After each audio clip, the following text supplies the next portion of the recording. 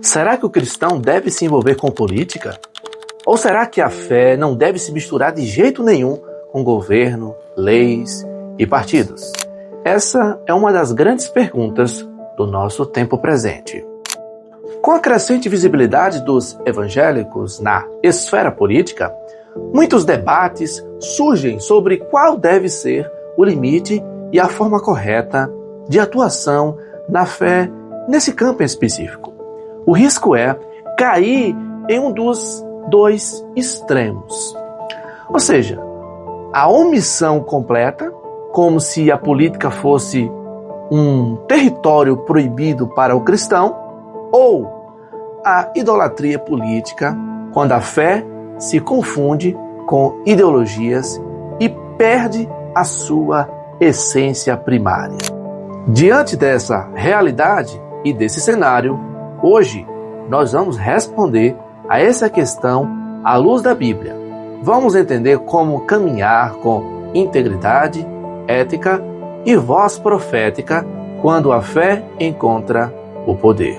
A Bíblia deixa muito claro que Deus é soberano sobre todas as nações. Em Daniel, nós podemos observar que o tema central do seu livro é justamente esse: mostrar e provar categoricamente a soberania de Deus. Por isso, Daniel, capítulo 2, verso 21, lemos que ele muda os tempos e as estações, remove reis e estabelece reis. Isso mostra que a política não está fora do governo de Deus.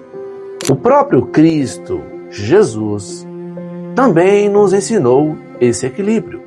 Quando foi questionado sobre pagar impostos a César, ele disse em Mateus 22, versículo 21, dai a César o que é de César e a Deus o que é de Deus. Ele não negou a autoridade civil. Pelo contrário, ele deixou claro que a lealdade suprema pertence somente a Deus. Pretendo falar com vocês hoje a respeito de 4 pontos principais. Primeiro, o fundamento bíblico da relação entre a fé e política. Depois, o perigo da idolatria política. Em seguida, o chamado do cristão para ser sal e luz na sociedade, isto é, na terra. E, por fim, como aplicar tudo isso na prática, no contexto brasileiro de hoje. E por que não dizer no mundo inteiro? Não diferente, o apóstolo Paulo, em Romanos capítulo 13, nos lembra que não há autoridade que não venha de Deus.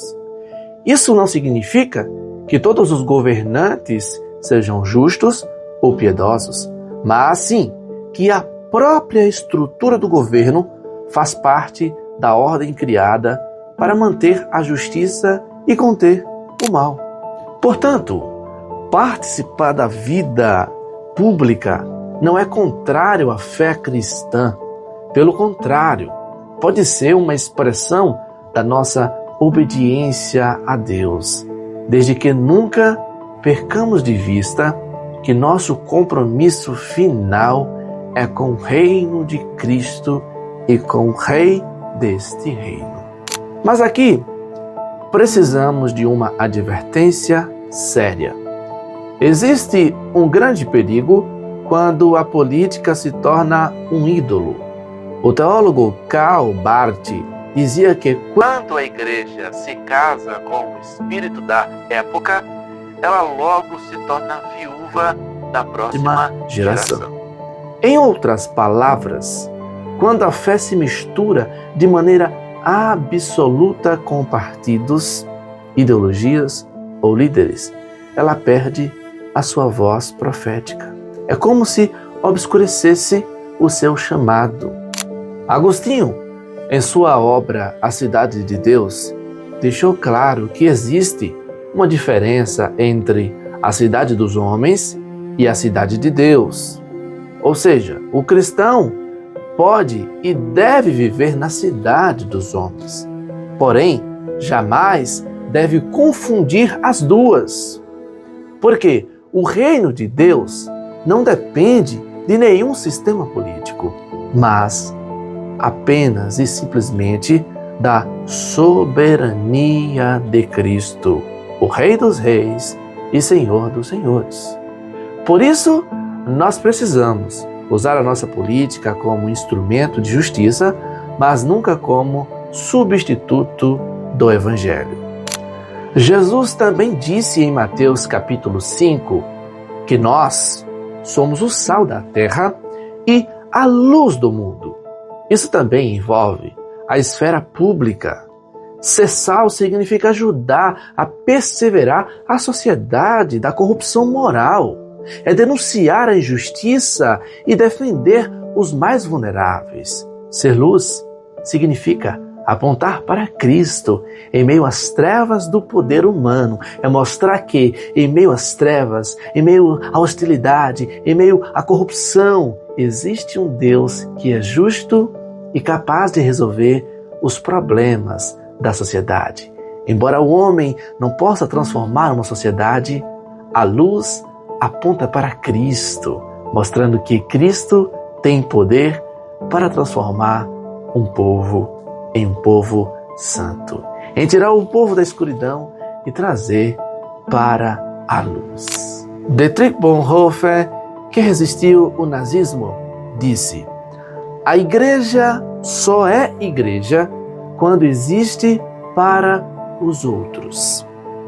Isso inclui o compromisso de testemunhar também no espaço público, mesmo que isso traga oposições, hostilidade, perseguição, desprezo. Portanto, a fé evangélica não pode ser uma fé escondida.